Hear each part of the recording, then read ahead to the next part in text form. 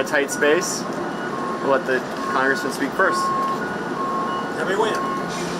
Win. Hi, Congressman Brian Babin here.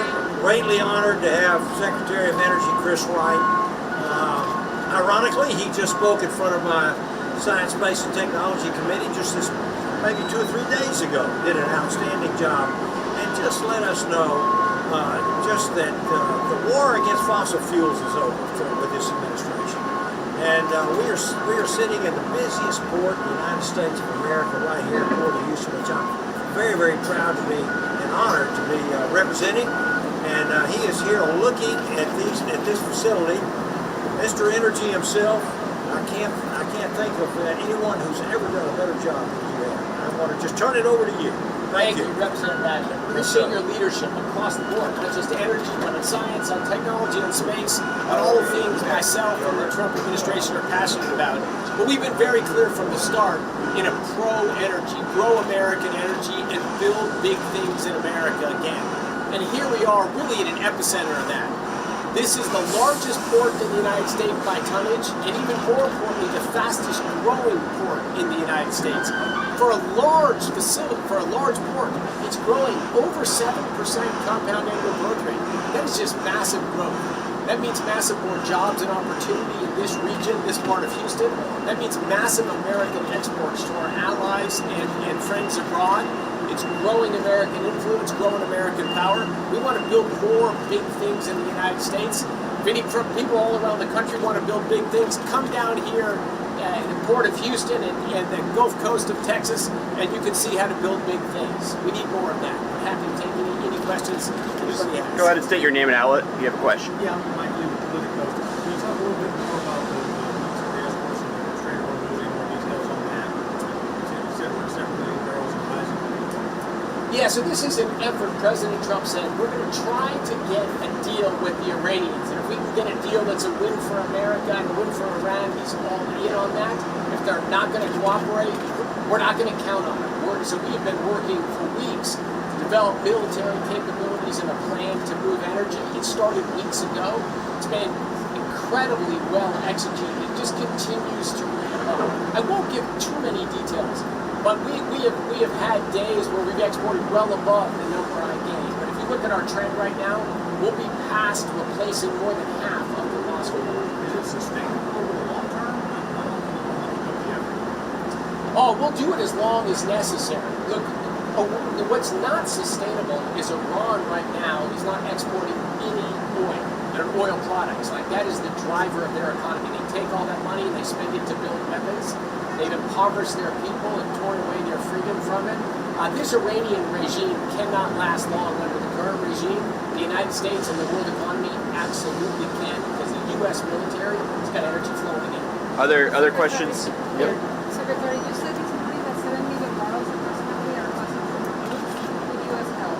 What's the origin of those cargoes? And what's your outlet too? Origin. I don't know. Thank you. From Reuters. So the origin of those cargoes is all of the energy exporters in the Arabian Gulf except Iran. What?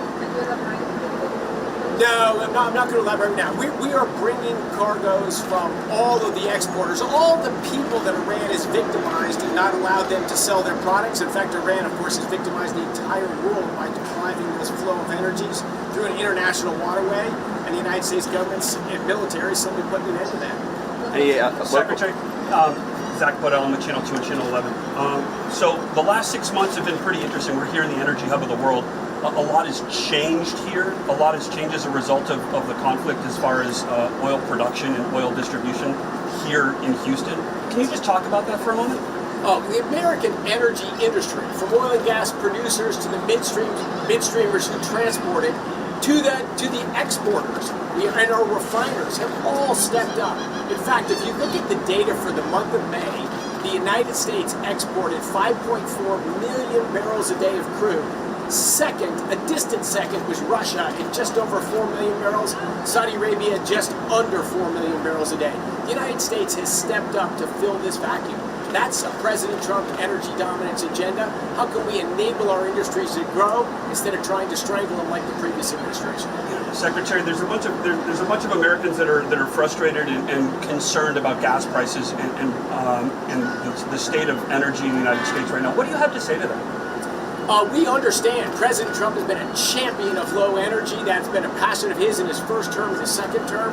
We had amazingly, in today's terms, under $3 per gallon average gasoline across our country. People didn't think we would ever see that again, with inflation pushing things always the other way. He has not changed that desire for low energy prices across the board, but he was simply unwilling to kick a 47-year conflict and a nuclear-armed Iran down to the next administration. He knew he would take political heat. He knew there would be some impact on higher prices, but we can't have this Iranian regime armed with nuclear weapons. That is a road to massively higher energy prices in the future. This is the road to massively lower energy prices in the future when we get on the other side of this conflict, and we're well on our way. NTD? NTD, so could you please talk about the Venezuela oil? Yes. So since the U.S. intervention in Venezuela, Venezuelan oil exports have more than doubled. 1.2 million barrels a day of Venezuelan exports last month, and they are well rising beyond that. This is President Trump with unconventional diplomacy. No boots on the ground for more than a couple hours, and we have a country going the wrong direction for 25 years that now is moving the right direction, economically, politically, socially. We want to see greater wealth for the Venezuelan people. We're seeing massive investment by American businesses down there, and a large amount of that Venezuelan oil is floating into United States refineries. And when these refineries were built, Venezuela was the largest exporter of crude in the world. Our refineries are tuned to use that Venezuelan crude. We're proud to see more and more of it coming into our refineries. And who's the biggest oil producer in Venezuela? Chevron, great American company. About half of those oil in the world today are moving from Venezuela. How much more than the U.S. refiners also? You'd have to ask the U.S. refiners, but I would say a lot more than that. A lot more than that.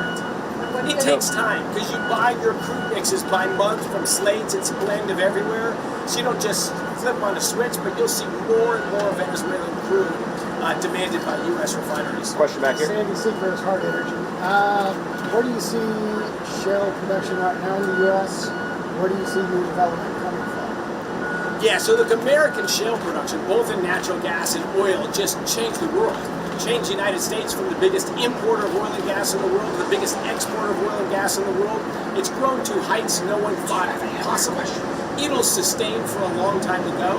It could continue to grow. I think it will continue to grow modestly, but you're going to see a lot of growth in American oil production right off coast here in the Gulf of America. We're going to see tremendous growth of American oil production in Alaska. The Biden administration sanctioned Alaska more than they sanctioned Iran. We're reversing that, of course. We're liberating Alaska.